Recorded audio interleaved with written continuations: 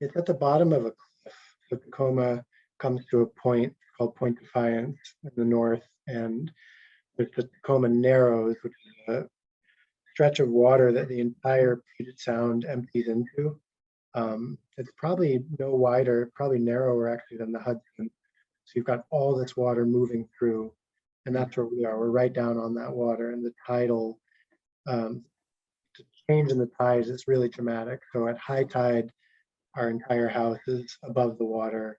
Sometimes on really high tides in the winter, it can splash up onto our deck.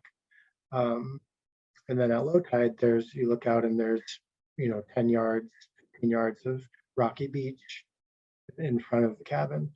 But all the cabins, and there's a whole bunch of them, there's a whole line of them along the Narrows there, are built at the base of this cliff, and it's an active cliff with landslides. And so that's the biggest risk, probably, are the landslides, which do happen with all the rain.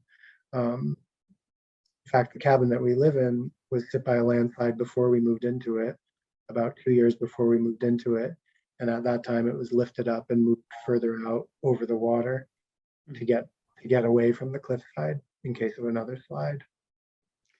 But it's so beautiful living there. And during the beginning of the pandemic, when people were isolating and distancing, I felt extremely lucky to be there, of all places, and really easy to distance, and we were in a really beautiful spot.